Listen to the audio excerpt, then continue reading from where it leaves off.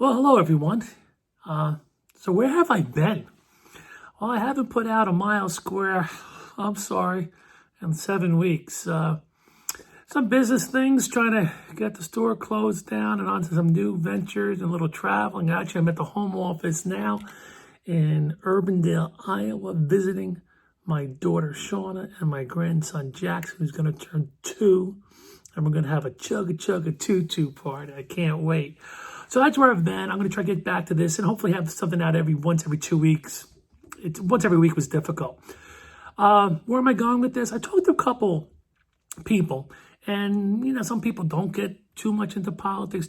They stay with Rochelle Park. Guys, girls, I gotta be me. So I'm gonna do a little mix up. I'm gonna just talk about what I feel like. It's gonna be Rochelle Park centric.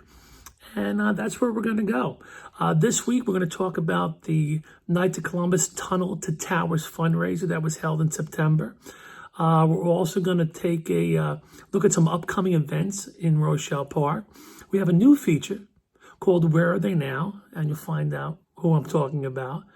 And we're going to take a little walk in our mile square with the legendary Johnny Weeks. So that's what we got coming up for you. Hey, and we got our first sponsor. Yes, we do, believe it or not. Big Ed's Car Service. Let's go take a look, see what Big Ed has to say. Big Ed's Car Service. It's reliable, it's reasonable, and he's always on time. When being late is not an option, you gotta call Big Ed. And tell him Mark sent you. Thanks. Hi, I'm Mark O'Grady. I'm 57 years old, and I lived my whole life in this little town. I made my communion here, I was married here, and I also buried family here. And in all likelihood, I'll probably die here. Take a few minutes to hear some thoughts and musings from this small town guy, and perhaps you may learn something along the way, or better yet, maybe even get a smile or two. So come on, take a little stroll with me in a place I like to call my mile square.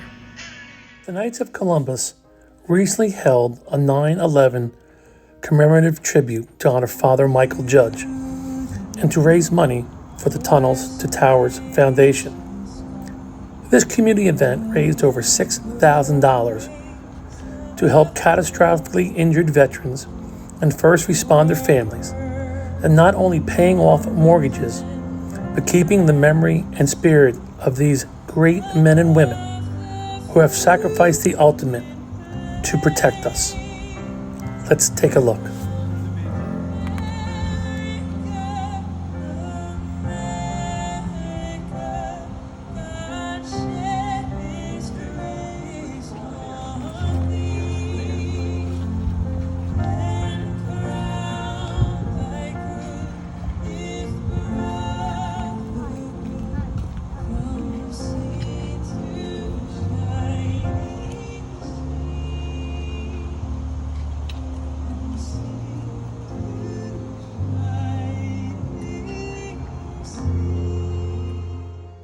That day 20 years ago started out as a crisp, clear, beautiful morning, not unlike today, really. And I imagine that all of us who are old enough to remember can say exactly what they were doing when they heard the news of the attacks. 8:46 a.m., American Airlines flight number 11 out of Boston strikes the North Tower.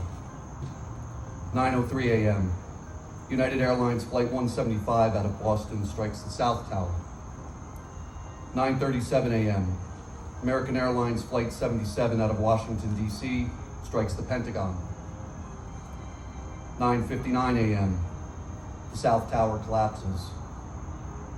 10:03 a.m., United Airlines Flight number 93 out of Newark crashes in a field near Shanksville, Pennsylvania after being hijacked. 10:28 a.m., the North Tower collapses. Of the firefighters who were killed, one was the FDNY chaplain, Fr.Mychal Judge. Father Judge is listed as casualty number 1 for the World Trade Center. Now, Fr.Mychal has a special place in our community here in Rochelle Park. As a younger priest, he was assigned to Sacred Heart from 1967 to 1969. Fr.Mychal was a beloved member of the FDNY from February 1992 until his death on September 11, 2001. Why was he so beloved? On May 11th, 1933, Father Mychal was born Robert Emmett Judge at St. Paul's Grammar School, during which time he would often be sent into Manhattan to St. Francis Church to pick up Mass cards. It was here that he met Father Henry Lawler. Father Henry made a huge impression on Emmett. He said of Father Henry later, there was something simple and beautiful about him. Watching him, I realized that I didn't care for material things all that much. I knew then that I wanted to be a friar. He was given various assignments, first of which was St. Joseph's Church in East Rutherford. He remained there until he was assigned to our parish here in Rochelle Park. When he came to our Sacred Heart in 1967, the pastor at the time was none other than Father Henry Lawler, the same priest who had inspired Father Mychal to become a Franciscan when he was a boy. In 1969, he returned to St. Joseph's, remaining until 1975. Following a couple of other assignments, Father Judge arrived at St. Francis Friary on West 31st Street in Manhattan in late summer of 1986. He would stay at this location until his death. The first 25 years of Father Mychal's ordained life demonstrated an energetic, caring, and much-loved parish priest. Once he arrived at St. Francis, he began a different phase. The final 15 years of his priesthood was typified by service. Father Mychal truly personified holiness, reaching out to the modern-day lepers, outcasts, and the forgotten. He always exuded joy and caring, even in the face of tragedy. Those near to him knew that this joy was from God, and that gave them great consolation. On the morning of September 11, 2001, Father Judge was told by a fellow friar that a plane had hit one of the towers at the World Trade Center. His beeper went off and his phone started ringing. He ran across the street to the firehouse and along with 2 or 3 other firefighters, got into his FDNY car and responded downtown with lights and sirens going. Upon arriving at the World Trade Center, Father Judge donned his turnout gear and his white chaplain's helmet. He immediately went into the North Tower, where the fire department had established a command post. People remember seeing Father Judge and remarked how sorrowful he looked. Father Judge was walking around the lobby, quietly praying, when he was told of casualties on the plaza between the towers. And that's where he was at 9:59 a.m. when the South Tower collapsed. And it was firefighters who found Father Mychal's body. They carried him out of the destruction and laid him on the altar at St. Peter's Church, which was a few blocks away. Father Mychal's officially listed as casualty number 1. In later days, it was said that he was first so that he could welcome the thousands of other victims into heaven. So I think that on this, the 20th anniversary of those horrific terrorist attacks, we should take a few moments to honor and remember those that were lost, but also take the opportunity to follow the model that Father Mychal left for us, to love each other, care for each other, and give selfless service. I'd like to close by reading what became known as Mychal's Prayer. It was written by Father Mychal and read at dozens of funerals following the attacks. Lord, take me where you want me to go. Let me meet who you want me to meet. Tell me what you want me to say, and keep me out of your way. It's marvelous. Thank you.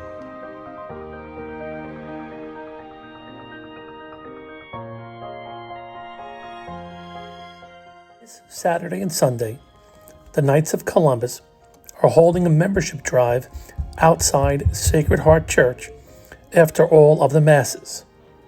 You can meet them there or contact them at www.kfc2842.org. And where are they now? Well, it's Rob and Elyse Sheehan, formerly of Oldest Street in Rochelle Park. Rob was active in community activities, especially the fire department in Rochelle Park and the Sons of the American Legion. Elyse, as you well know, worked at Midland School for many years. They have a little campground and hotel, just a 2-hour ride in the Catskills. It'll take you away from the pressures of everyday life, a place where you can simply relax. And it's built around the simpler principles of life: beautiful scenery, fresh air, clean water, great food, and real nice people. So give Robin and Elyse a visit at www.kfc beaverdale.com. Don't forget, memories are made of the simple things in life. Hey, let's see what's happening in this little mile square. Saturday, October 23rd is National Prescription Take-Back Day. The majority of misused prescription drugs are obtained from family and friends, often from their home medicine cabinets. Let's help prevent drug addiction and overdose death. Let's clean those cabinets out, will you? I don't know what the heck Mahjong is, but it's every Monday at the Senior Center at 10:30. Go on over, have some fun, get out of the house. It's every Monday and Wednesday night at Houghton Hall, 7 to 8 o'clock. Zumba! Town contest going on. We have our pet Halloween costume contest. Also, decorating your house contest. Enter today. And the great one is the Rag and Muffin Parade. Saturday, October 30th, 11:30. I used to love being in that. And that's also Rochelle Park Day. It's going to be a wonderful day. I'll see you there. So who is this guy? Let's go meet Johnny Weeks. Hey, John, so where did you grow up in Rochelle Park? Slasher Drive. Are you still there now? I am. Slasher Drive for 63 years. 63 years. That's great.